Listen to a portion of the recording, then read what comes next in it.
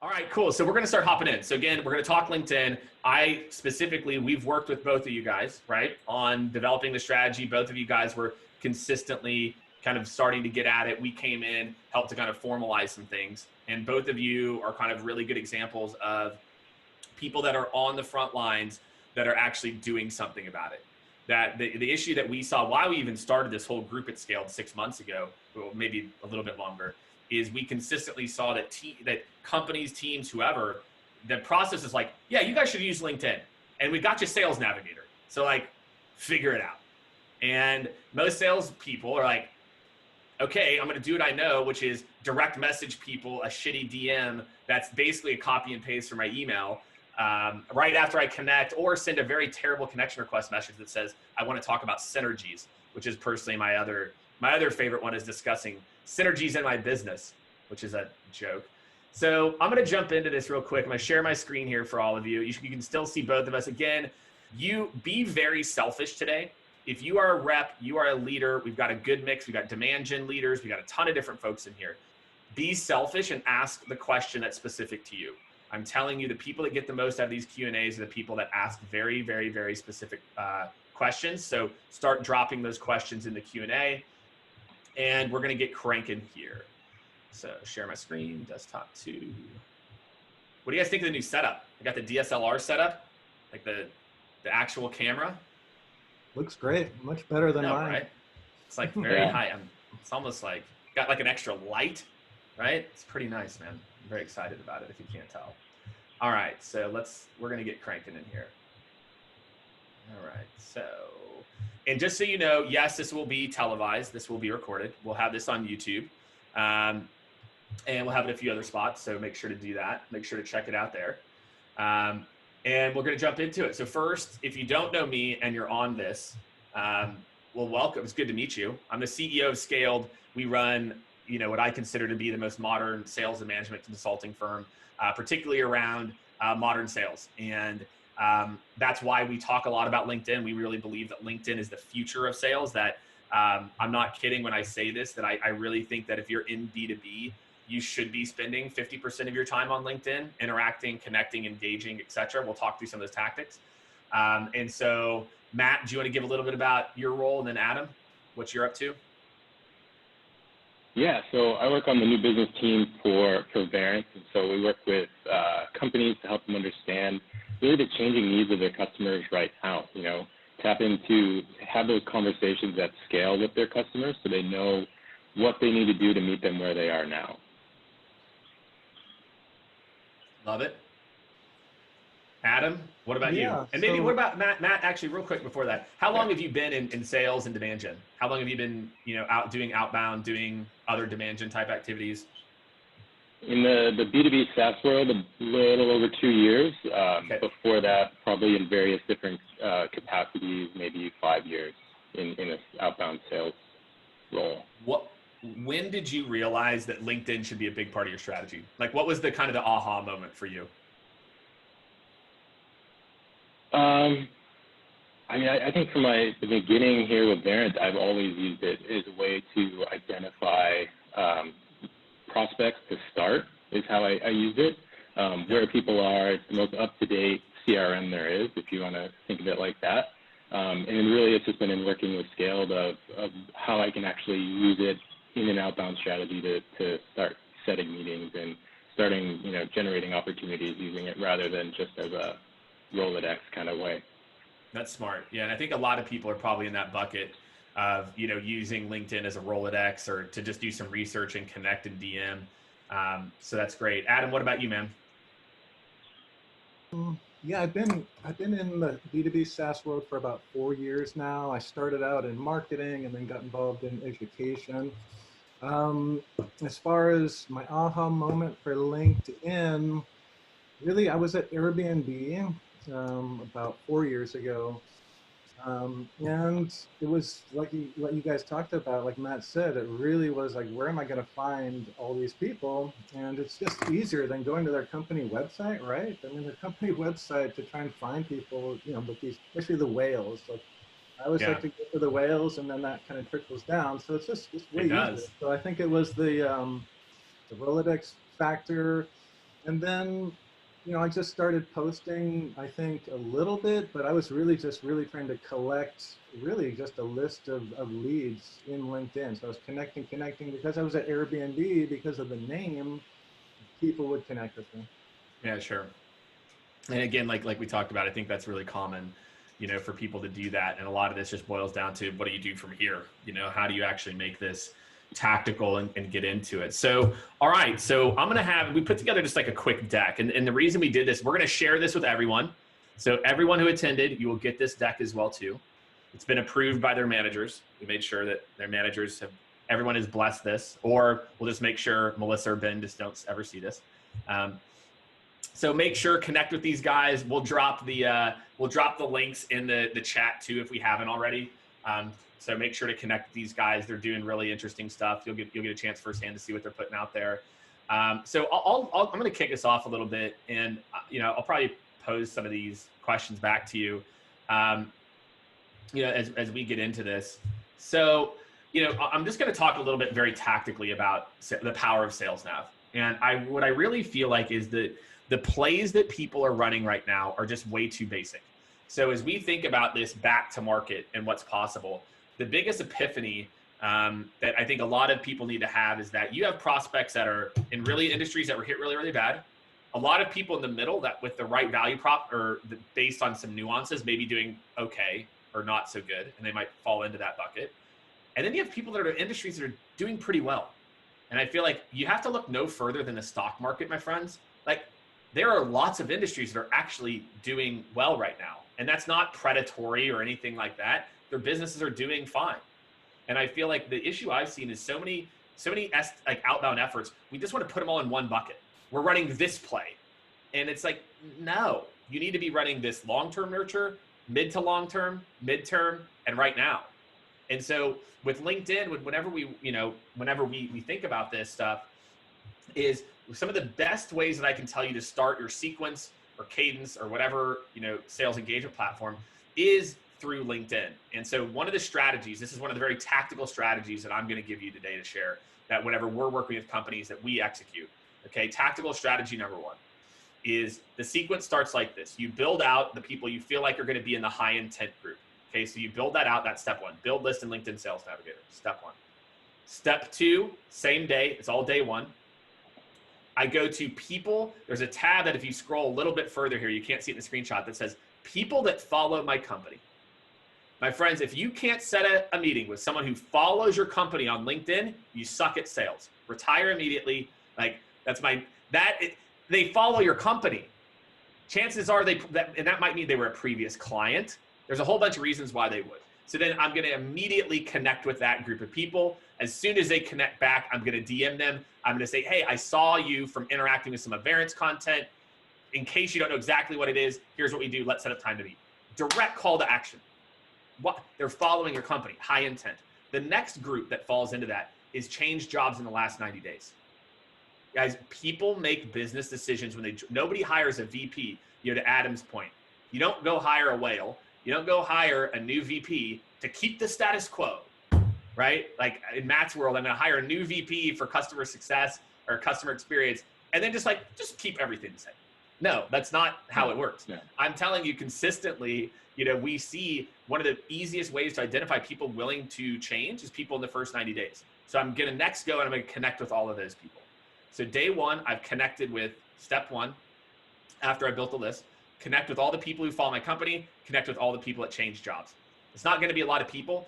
And you're going to make sure throttle this sequence too, to where you only connect with, 100 of people, because the only people I'm actually going to sequence are the people that become first degree connections. That's the interesting part about that. Then the next day I go to this section, people that have posted on LinkedIn in the last 90 days or 60 days. Sorry, 30 days. What am I doing? I'm looking at the number 6. I'm getting confused. Right? So why is this important? I am telling you, we've done a million trainings on this. If you haven't seen it, most executives get this many comments on their post. None, maybe one, maybe two. And guess who the main people that comment are? Their coworkers. So I'm going to so that's step two in my sequence. Step one, day one, is I built a list and I connected with everybody in those lists. Step 2, day 2, I go back to the list and I go and look at all the different people who have posted. Only about, maybe you're gonna have 10% of that whole list that posted. I'm gonna go through every single one of them. If they're posting super sporadically, I'm not gonna sequence them. If they are posting like fairly consistently once every 2 weeks, I'm gonna comment on one of their posts, because that's step 2.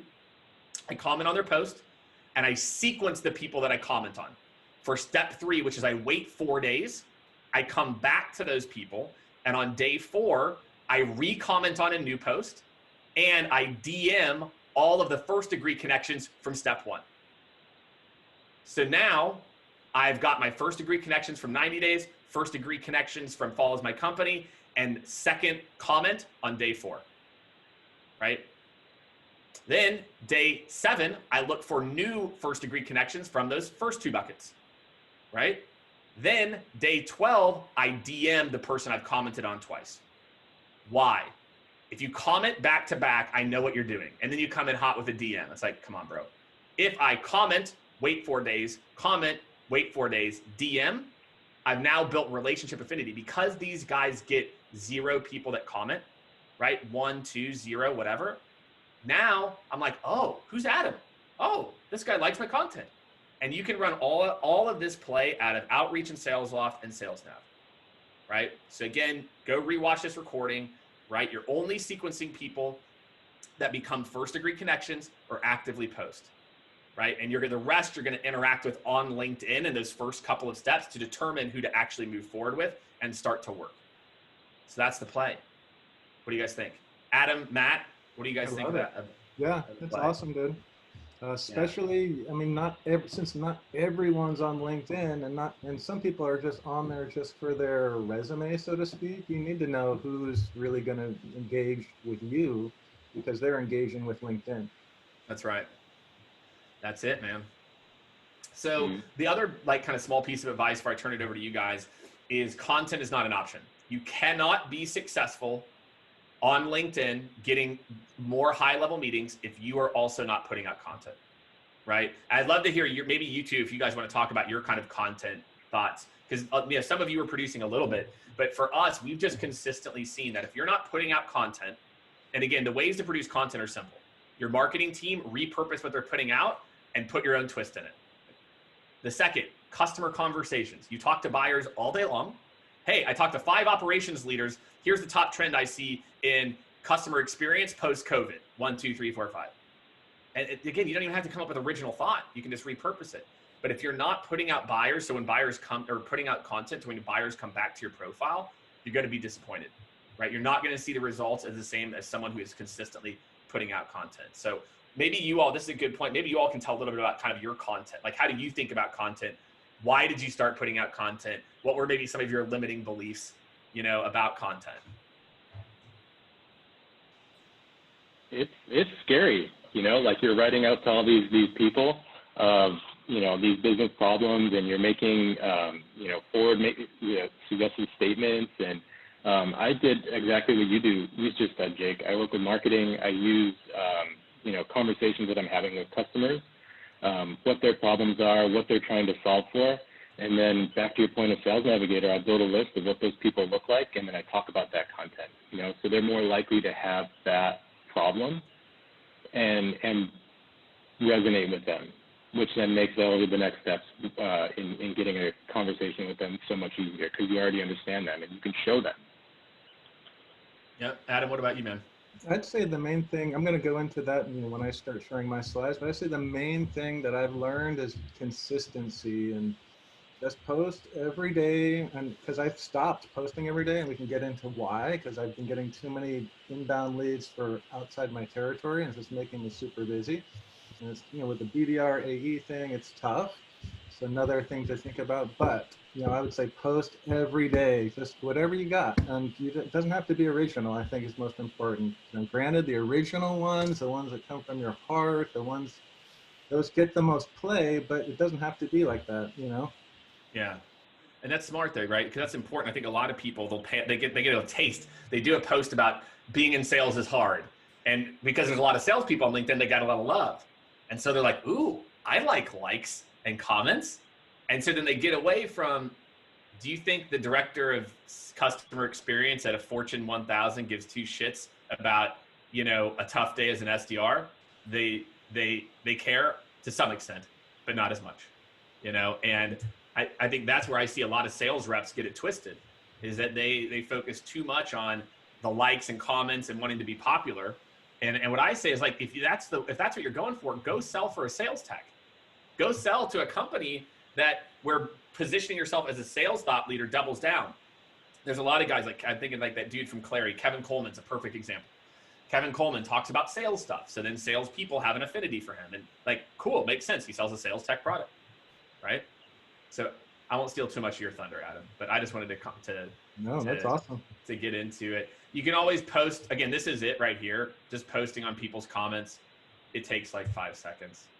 So those are my top ones. That's my play. I gave you, that's one play. Guys, that play is stupid. I'm telling you, what most people are most shocked about with that play is they're like, wow, Jake, these executives really do get 0 comments. I'm like, I know, because they keep resharing posts. And I can tell you all, the kiss of death for any post is sharing a link. And these guys can tell you that too. We've done the data. We researched 1,600 plus posts. I think these guys' posts were in the data mix at some point. Out of the 1,600 we measured, not a single one was one of the ones that went over 200 reactions. None. LinkedIn's algorithm hates links. Now, you could still do it if you want it to be relevant to your audience, but you just won't get as much reach. So that's just something to consider. So Matt, I'm going to turn it over to you. It's a great background image. Good job, team. It's nice. Yeah, thanks. Yeah. Yeah, absolutely. I think interacting with the content for executives, I've seen so many people who are C-levels at Fortune 500 companies with 7 likes on their comments. It's great. Yeah. You just go and comment on it. But so I recently went through a Windows migration, and I realized that I was losing some activities and my meetings are kind of down, and it was because of this, because I had blocked time off in my calendar in the morning and it got lost and I didn't catch it, and this was why I wasn't as, you know. So I start my day off with LinkedIn. I get some coffee and I sit down at the computer and I start reading. What are people posting, especially now that, you know, I feel like every couple of weeks more than once I've messaged, you know, our marketing team, but like, I'm not posting anything for a few days. I don't really know what to say. So I use LinkedIn as a way to start learning. So that's why I start my day with it. I write posts in the morning. I'm engaging in some content. I start with the rest of the tasks, you know, email that I have for the day. But a lot of those are include LinkedIn. They're, you know, email is really putting people in sequences where I'm using Sales Navigator to identify them. Tasks, a lot of them are LinkedIn-related tasks because they're manual. So really, my entire day, prospecting time, is around LinkedIn. Yeah. Hey, Matt, do you want to try to switch maybe to your computer microphone? I got a couple people that dropped in. You can still keep your earbuds in, but maybe just try to switch on Zoom to your computer mic. We'll see if that helps a little bit. Sure. You can see he's got meetings with his boss blocked in here too. Better not book over those. But such like a real day. It's like dentists and LinkedIn, but this is so critical. And I'm telling you, like, we've done the research. We're going to be doing we're producing a piece of content. The other thing is that whenever we looked at time of day to post, that there are some very clear times that when you should post that will equal better engagement. And so the morning is actually one of those times, and early morning is actually very good. And so this also is helpful, you know, from a time standpoint. Sorry, I'm just switching my audio there. That's all right.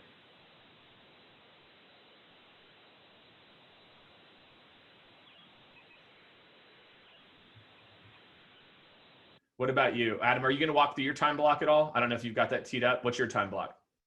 I'm ready. How's my sound? You're good. Yeah, you're good. You're good. Yeah, no, I'm ready. I'm ready to rock and roll. You can feel free to be in control of the mouse though. No, it's all good. I just wondered, do you time block in the morning too? Oh, do I time block? Oh, yeah. I thought you were talking about our presentation. I honestly, I base my entire day around LinkedIn. I don't time block. Like LinkedIn, I get a lot of activity if I post. Yeah, and Adam, you've got a really interesting conundrum about your stuff too. Matt, are you back? Oh, you're on mute. You got to unmute. All right, let's hear it. Let's hear how beautiful it is. All right, I'm back. Yes, better. All right, fantastic. All right.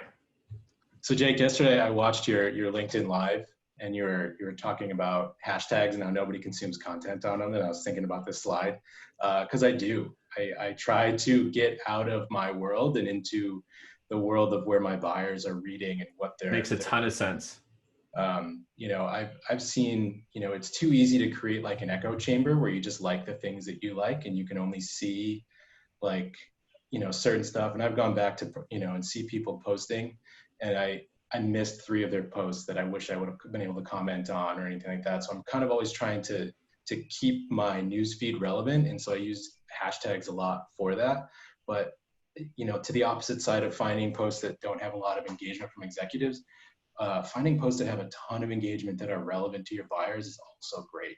In Love commenting. Comments are content too.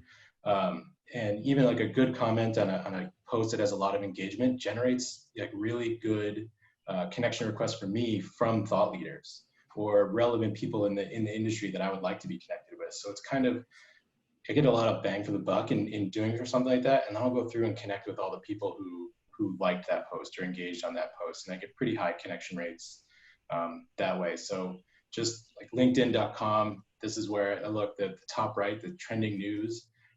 For us, a lot of the stuff around work from home is kind of relevant. So it gives me a really great way, a source of posts that have a lot of engagement. And then you're engaging with those people who are also engaged on LinkedIn, which helps with your engagement.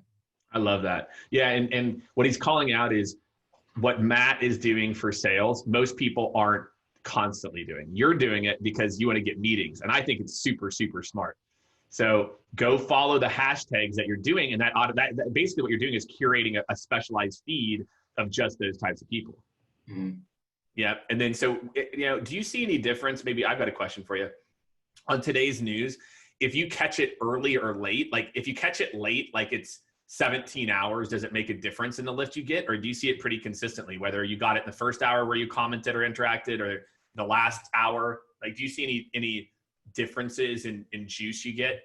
The earlier is better because like, especially with LinkedIn, then you got the whole day of everyone logging in, you know, looking at it and seeing you, and you can get more likes and get higher up in the comments section.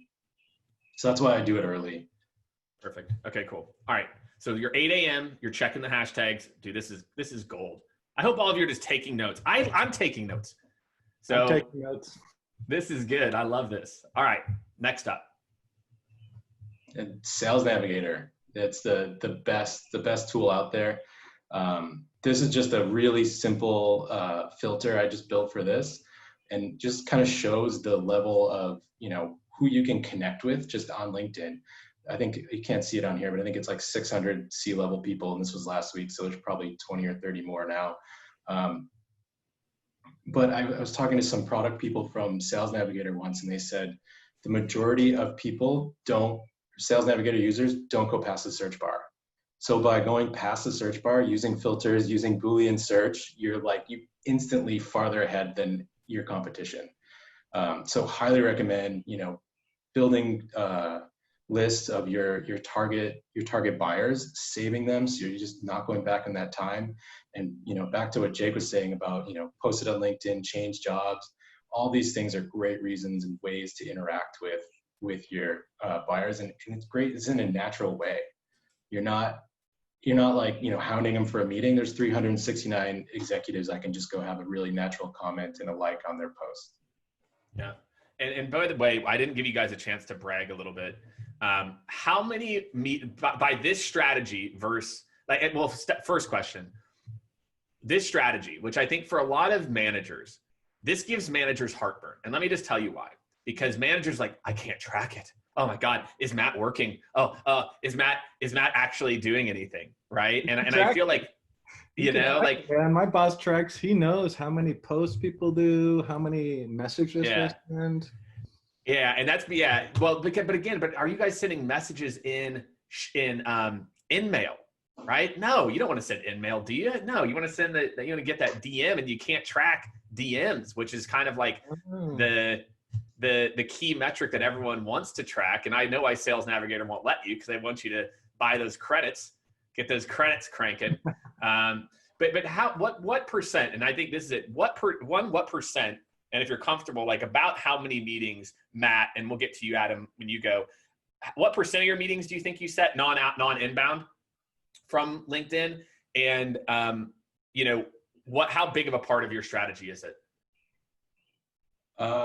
It's integral in every step, in every way. Like in an outbound strategy, I'm using it at least 50% of the time, in one way or another, to get. And how many roughly? How many meetings do you set roughly, you think, from LinkedIn?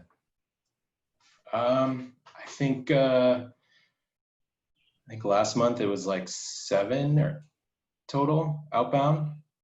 Yeah. And how much of that is like, and what level are we talking about here? So 7 meetings. Mm-hmm. How many of that is like, what's the level of those people? Like VP and above. Yeah. Really. Yeah. If you're going for director, it'd probably be like triple, right? Yeah. If you're going like that level down. So he's setting, by using LinkedIn, 7+ VP and above. And what size of companies are we talking here? Larger size. So probably 200 million and above in revenue. Why are you still using calls and emails, people? Like, why is like, it's mind blowing to me that like these results, and Matt, you're just dedicated. Like you said, like you figured out your rhythm, you figured out your cadence, using Sales Nav. And so that's pretty sweet. I think any sales leader out there, if I said, hey, you've got someone setting 7 to 8 meetings with VPs and above at 200 million plus, would be like, okay, that's better than like 98% of my people. And it sounds like there's a lot of consistency here as a part of it. So you talked about time blocking. What else would you attribute to your success here? You know, if I said like, hey man, like what differentiate, you know, like what are some of the other things you feel like the other skills maybe you need to have? Like when you talk about like the ability to comment, like when do you jump in on a DM? Like when do you decide how that works?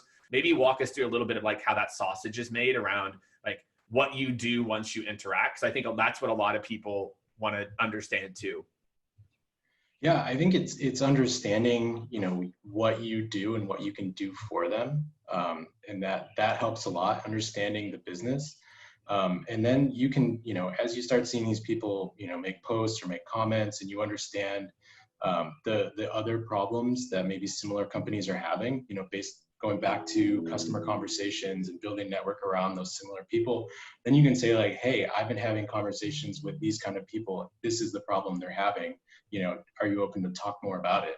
I feel like people are a little more open right now to just take a conversation around, you know, the problem they're having in their business than they were at this time last year. Yeah, I love it. So your call to action right now is that kind of let me know if there's interest around this. I saw these things. I saw one blah, blah, blah, or maybe this article. Let me know if there's interest. That's your original hook. I say more of like interested in learning more, open to learning more is like that's open to learning more. Really kind of soft, like where you can pass it off, and then I usually use like an either way, and then add something relevant that it just kind of diffuses the plus and either way. Yeah, I used to use that one. This can be more of a competitive analysis for you to see what blah. I had like a play that I used to run that was similar. But let me tell you I want to validate what Matt's doing real quick. Gong, if you guys don't know Gong puts out just sick, really amazing content.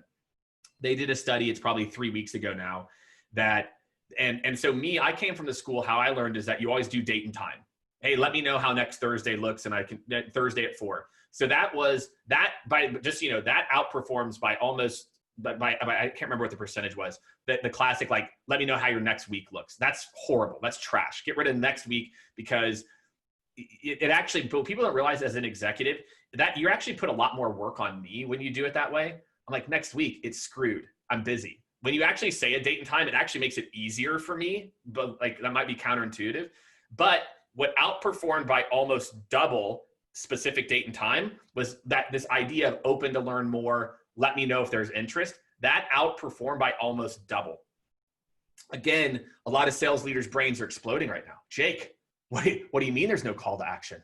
This isn't sales then. But look, I'm a data person, and we literally changed the way that we consult with all of our clients on a dime when we saw that. I'm like, look, if the data says that's working, like just do that. And so Matt, I'm stealing this completely. Open to learning more plus an either way. Oh, it's fucking great. So good. So good. What do you guys think? Drop some comments in here too, man. I mean, and Adam hasn't even went yet. So, those are legit, all right. All the soft asks, Jake, are just, they're hitting, because I mean, people are so nervous and they don't even know what they're doing, in 2 hours sometimes. So the soft asks are really working. Yeah, dude, yeah. If you've hit on the right problem, then yeah, like, everybody's got problems. And if you hit on it, then of course they want to learn more. I've got them. If you hit me right, I'll be like, sure, I'll take a meeting with you just so I can, talk through and I want you to validate my problem for me is what I'm thinking. But that's right, because you take the time. One, you've interacted, so you've built up a little bit of relationship capital, right?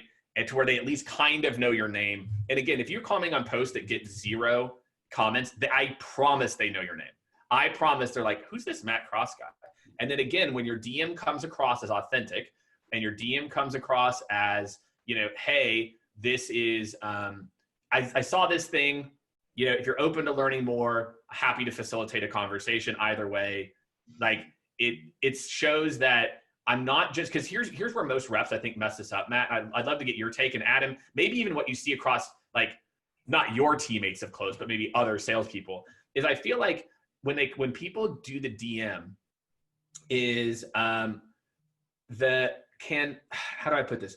When they do the DM, they almost can't help themselves but to like almost like show that they were only commenting or liking to get a meeting, right? Like they don't do it in a subtle enough way to where that person doesn't now feel almost like betrayed or like pissed off.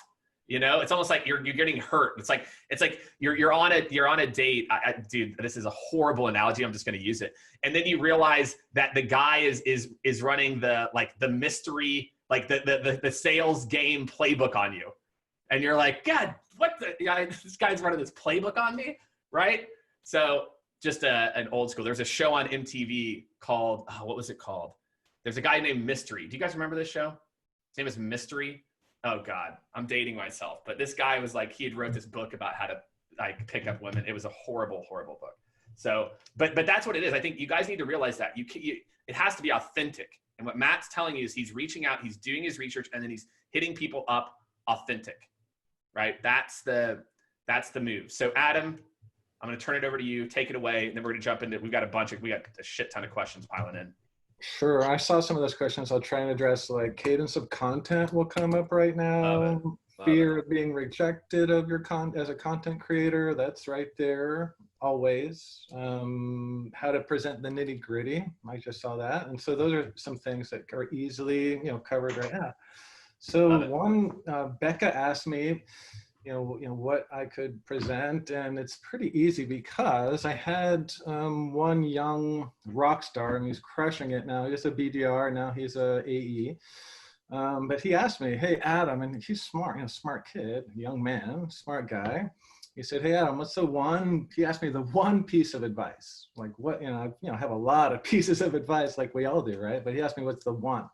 And it's this one right here. It's getting into, my training, back in college was in communication, marketing, persuasion, propaganda, public speaking. And you guys have probably seen this. You took Communication 101, you learn this, but it's time to put it into practice, right? And so, hey, Jake, I'm not seeing some of the pictures. Can you guys, oh, there we go. There you go. I had to double click. Oh, gotcha. You had animations. I wasn't told that there were animations here. So hey, that was Becca. That was Becca. If I added those, it's totally by mistake. So I didn't. I loved it. You had some animations in here. If I was going to add animations, they would have went bing, bing, bing. Anyway, so that being said, I didn't mean to. So these are the three, in Communication 101, classical rhetoric. These are the three types of appeals you can make to persuade people, and I use these in my posts, and it's a great opportunity for you to think about, using these, of course, they can all happen in one post, but think about, hey, this post, I want to create more of a, pathetic appeal, appealing to people's emotions, appealing to which are very powerful. They typically get the most play on LinkedIn, which you'll see in the upper, what's left-hand corner, the first one that has the little celebratory thing. That was a post, yeah, exactly. That was a post about Tesla. But mostly people love to celebrate your successes. And it was a total, Jake will tell you that this was a big faux pas. You're never supposed to share like a news article, but every once in a while I will for a variety of reasons, but don't, because you don't get a lot of play. This one did for a variety of reasons, but most importantly, people love to celebrate on LinkedIn. And they also love to like pat people on the back or, have a shoulder to cry on. Also, some of those basic emotions are greed, right? Of, success. And so, make sure that not all your posts are like that. So have that as one piece of your, cadence of your content, right? And don't be afraid to, post pathetic appeals. They work really well. The logo. How do you do that, Adam? Adam, like, I want you to maybe click on that a little more. So if you're you're a person who hasn't been producing a lot of content, give me an idea, give me an example of like a appeal, a pathetic appeal or an appeal that, well, one would be, look at this one closest to the big orange box. This one. Yeah, I mean, that's a perfect one. It's very personal. Hey, I just checked my email. My first email sent 3 years ago. Who's not going to want to read that story? And so that's a pathetic appeal, but it's also vulnerable. It's vulnerable also too. It's also an ethos appeal in the same message, because you can see there's high credibility where you see, this software is an industry leader. There's almost $1 trillion of real estate being managed on, this software. And, people in real estate, that's what they look for, these types of numbers. And so there's a lot of appeals in there, but that's one example. But literally, and this is one I sent to Bear, from Skaled, that's probably consulting with many of the people here. But I sent one to Bear that's, will come up. It's a DM, but it's a very, pathetic appeal, just raw. And we'll get to that in a minute. So that would be, we'll go through more pathetic appeals. Logic appeals, you see the brain one, that's very clear. Like, hey, you should be doing this. And it's totally obvious that to anyone, even you guys that don't know real estate, that if someone commits on a call to 100K, and you send them a minimum of 100K and a maximum of 1 million, people will bump themselves, if you present the investment opportunity. That's right. So that was, those are the types of appeals, but mixing them up, that cadence of content, and never be afraid to post, especially when you're posting stuff from only like it's from you, from your calls, or only your company knows, like case studies. You need all that. You need content from your company too. And the ethos appeals are, again, appealing to people's, you're making an appeal based on your credibility. Like we are, and I hate to use it because it's very cliche to say we are the leaders, and I don't use cliches like that, but, presenting things. You can see my company uses the word industry leaders, trust unit per square, but I hate to say, and we do use it in our content, but I'm not in control of that. But, trying to be unique, and this is ways to be persuasive, but also, vary your content. Jake, you know better than everyone. You've seen types of people that will be like a pundit, and all they do is post news from their industry. Yeah. And it's just so boring, you guys. And so it's important to mix your types of posts. And these are a great way to look at it. Just, thinking about this post, what's the appeal there? There could be multiple ones, but you really need to think, variety. So that would be the first thing. Any comments or questions there, Jay? I mean, I think this is a great roadmap for people. I think it kind of lays out that, you know who your audience is, right? And you're trying to, you kind of got a mix that I know it's real estate, but I'm also got kind of these peripheral that you're using your company content to then, trigger some things for you to think of, like for then to inspire you on what to do. And I think it's actionable. I mean, I hope for a lot of you, this feels actionable of like, okay, cool. So as I'm writing a post, I can kind of think about, is this a pathos, logos, ethos type of post? And you can go Google that. Is it Freud? Is this? No, I No? think this goes back to like Socrates. This goes way Was back. it? Yeah. Okay. All right. Yeah, I mean, this goes way back. Good question. I don't know. He's like super ego. I think Freud is super yeah, ego. he's the ego and super ego, though. That's important too. Obviously, like that could be a whole nother. I didn't know exactly what percent, but Kairos is who this was. got Right? it. No, that's I think actually a third. There's a fourth thing here, which is the Kairos. So anyway. Anyway, there's much more, but anyway, this is an easy way. This is how I think about posting. But the next one, hold on. There. Sure. Yeah, so pitching in your posts, if you saw kind of those examples, they're very pitchy, trying to get numbers in front of people, trying to, and then the DMs are more like, ideally, and this comes from a lot of sales leaders like Jake, don't DM people right away when they connect with you. Post. And I don't know the exact number, but no matter what, they're reading your content, hopefully every day. We never know with the algorithm what people are seeing, which is annoying. Yeah.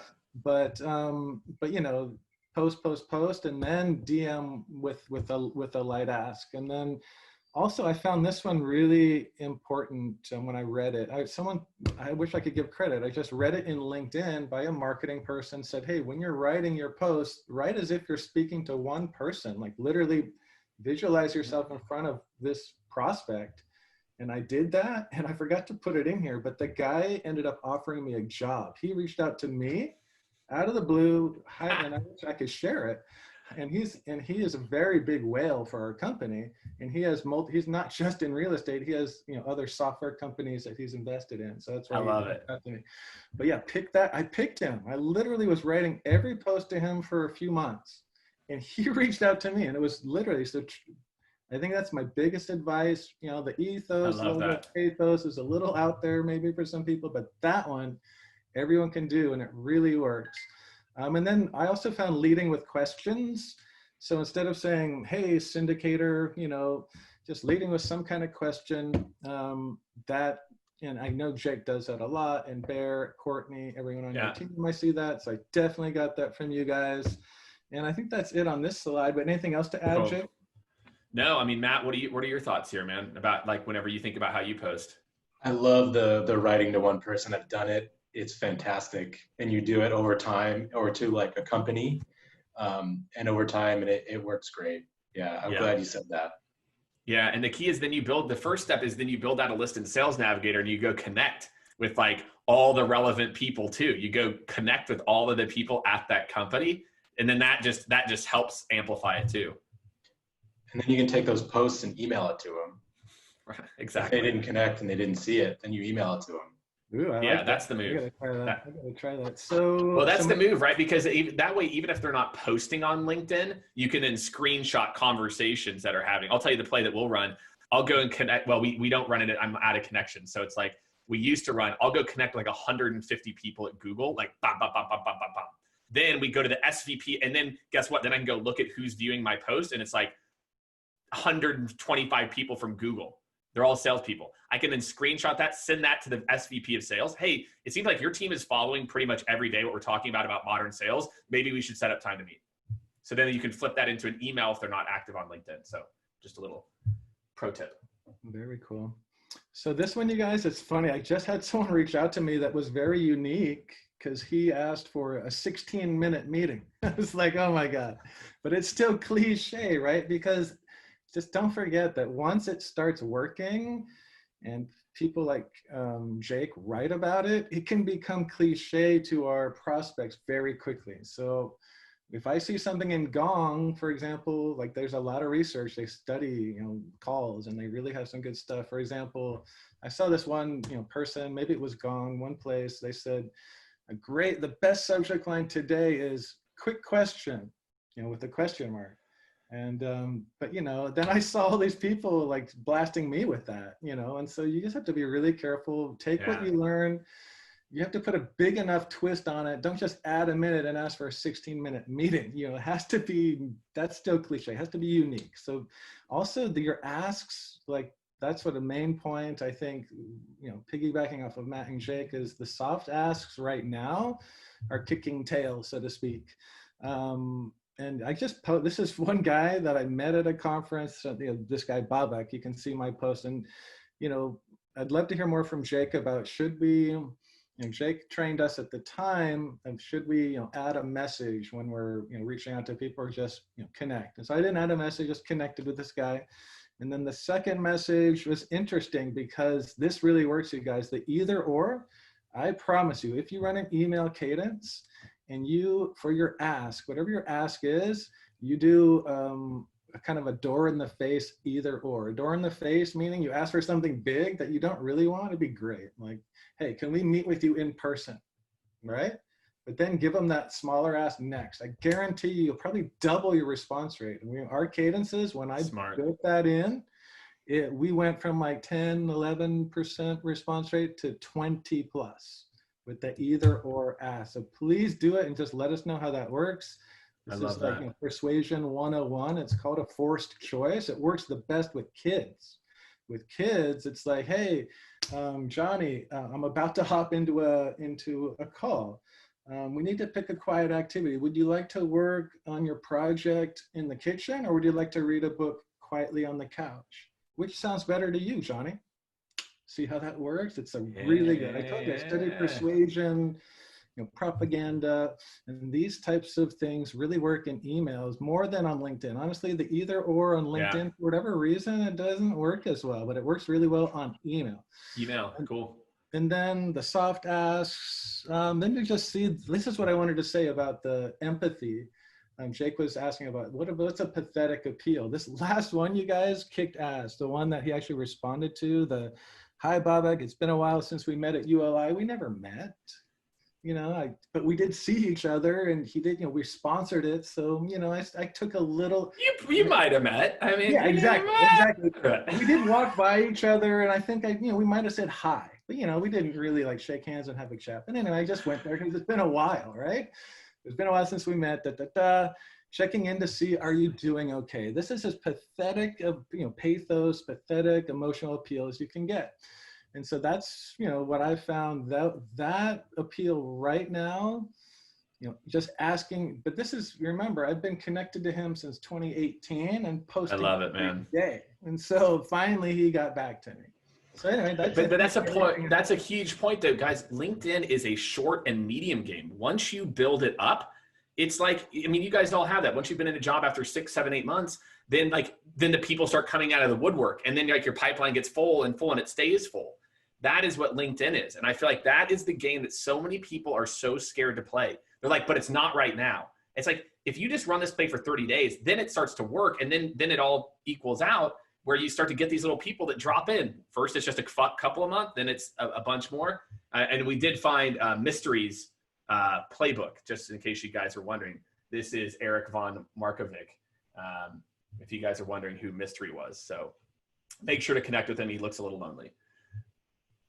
Sorry, I just had to do it. Someone DM'd it to me. I was like, this is what it is. Okay, so we've got a bunch of questions. I want to go rapid fire.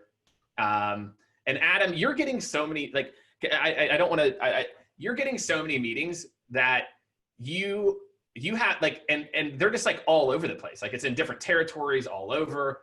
And I know that's something that's interesting. Big, I started out as Juniper Square's number 9, meaning that, the second real sales hire. There was another guy, but he didn't really like it and he left. So we really, the go-to market, team, the second guy. And so we had 2 BDRs to start and just split the country in half. And so this is something for sales leaders on the call.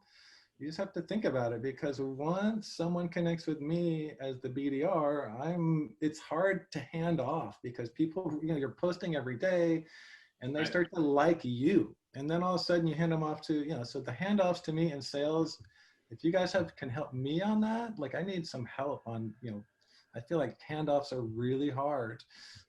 They're easier when you're setting up demos, but I'm just saying, when you developed a relationship on LinkedIn, they're hard handoffs. I haven't really had a lot of good success. I've been able to set up demos for other people. They've closed, but the big whales, they don't want to be handed off, I think. So that's a tough one. It's great for BDRs, but so now I have a country, half the country connected to me on LinkedIn. And now as an AE, we've grown to 200 employees. And as an AE, my territory is Southern California. Yep. And there's no way, I mean, I don't want to unconnect with people, so anyway, that's my conundrum. I feel you. You've got a dilemma that you cause because of this. But look, it's not that it's they're still the right thing. It's still like, it's just tough. We're just not used to it, right? So, all right, I want to get into some of this Q&A. Also, what we'll do, Shelby, we've got a link here that's just got some basic stuff. Again, we're going to share this video with everyone. I hope all of you took copious notes, but don't worry about it if you didn't. This is going to be one that all of you are going to forward around to your sales team. I already know it. So I'm just going to go through rapid fire here. What is a good mix? John Gripson, let's talk ratios. When you publish to LinkedIn, what is a good mix of text, video, images when posting? Matt, what do you do? I do just text right now. I haven't done a lot of only. videos or images, but mostly just text. Adam. Text work the best, you guys. Like just typing out your thoughts, throwing in a few hashtags. Videos, unfortunately, I never got into it, but they were really big for a while, as you all know. And I've seen the video creators stop creating them, which is so sad because the algorithm is not favoring video anymore. And so my boss originally wanted me to start doing video, and by the time I got the chutzpah, so to speak, the wherewithal to want to do it, I saw the big people doing videos only getting 1,000 or 2,000 views. That's anyway. So I stayed away from video, but I do. I typically often my easiest play during the day. I'm just working, taking calls, trying to book meetings. I just take a piece of content and screenshot it, from our company. I didn't create it. Throw it there and add my comment, and make sure that I only have like 1 or 2 lines showing, and then they have to click to read the rest. And usually with a good question and some kind of good data or something there, those typically work really well. But yeah, you're right. Sharing any kind of link, any kind of news report, it's just I do it every once in a while, like that Tesla one. And that happened. Why not? But don't do it. Yeah. Why not? Yeah. I mean, if you're doing it with intent all day, right? I think the key is don't do it blindly. Don't just like reshare. And again, like, look, we've looked at the data from our analysis, text over indexes. Ironically, in likelihood to get over 200 interactions, video is actually second in just pure interactions, and images are third. So just take it for what it is. Images are just easier. Images overperform like under 100 reactions. So that's just some insights. Text only over indexes. Okay, a couple people asking volume of posts. If I said you have a magic wand, how many times would you post? Daily, weekly, what would you post if you had unlimited time? How 3 times a day. I'd post 3 times a day. 3 times a day. That's all I would do. I would be a senior BDR, and that's all I would do. Yeah, great. Matt, what about you? I think 3 times a day is great. Right. Because you start seeing that the more you post it, some people are talking about Gary Vee, and that's it. The more at bats you have, and sometimes it can take a few weeks before you start really getting, you get more and more engagement and views, and it's always shocking to me. Sometimes you'll see like, oh, this was from 2 weeks ago from somebody. The algorithm pushes that stuff to the top depending, and sometimes people just don't log in. So your post might be at the top. That's right. Or if you stop on mobile somewhere and someone reopens the app, it doesn't auto refresh, that post is still there. There's a bunch of random stuff that'll happen. So Lance Vaughn asked the follow-up, and he's pleading here. He says, so we're both saying 3 times a day. I'm with you. 3, I think even 4. We're going to start experimenting with doing like 2 a.m. post. Like for all my folks in the UK, India, all different time zones. So they get juice. So Lance says, please tell me quality wins over quantity. Let's put that one to bed for once and for all. You're wrong. It is about both. And if you said, Jake, you can put out 4 posts a day or 1 perfect post a day, I'll put out 4 posts a day. Because if you can tell me what's going to go viral, or do really well or hit with an audience, then you must be Nostradamus, because I sure can't tell you. I have an idea. Like there's certain times, like this one's really good, but the amount of times when you put out really good content, you think it's really good, and then it goes like, bang, is a lot. So I'm sorry, Lance, I'm going to go quantity over quality. It doesn't mean shit quantity, right? Just resharing links. You can't share on LinkedIn. If you share on LinkedIn more than every 3 hours, it dramatically penalizes the post that comes next. So LinkedIn has some buffers in place to where you can't, but that's my take. You guys? I would say try for once a day. I mean, I don't That's even, right. I don't That's even a start. post once a day anymore because those other reasons. But that's what I would say. Once a day would Yeah, be a once a day is a great. start. Mhm. Yeah. Yeah. Even if it's simple, even if it's really even just posting a link, I know it's not like a best practice, but it's better than nothing. Yeah. And if That's it's right. relevant to your audience, then fantastic. It'll get to the right people. That's right. And Jeremy asks, is it detrimental? No, it is not detrimental to post more than once a day. All right, we got to wrap up. I'm going to take this one. Let me just try to tell you about why you guys should do video. It's about engagement. So again, you know all these pundits on LinkedIn, and the guys who are getting the most in our little sales world, they post 0 videos. You know, and the key is this. Here's what I know will happen. LinkedIn will change the algorithm. I promise you it will happen. They will start to index, like every other platform, that engagement, what we're doing here, is better than static whatever. And then guess what happens? If you're now just learning how to do video, so don't worry about, I don't do video for engagement. I do it for connection. That now you feel like you know me. You get to hear me talk, right? I'm doing LinkedIn Live every day this week. We've never tried that. Why? I can interact. You join. So that would be my thought on video is, you know, and when I met with Gary Vee, I asked him this question, and his advice is don't pander to the algorithm. Like, don't just pander because text only. Create a variety of different content types to engage with your audience. Don't just pander. All right, parting thoughts, guys. If you guys have more questions, lots of love. If you guys need access, so somebody asked about Shield. It's an analytics tool. Hit me up. We white label it. If you're looking to get more insights on your own platforms, we can hook you guys up with those guys.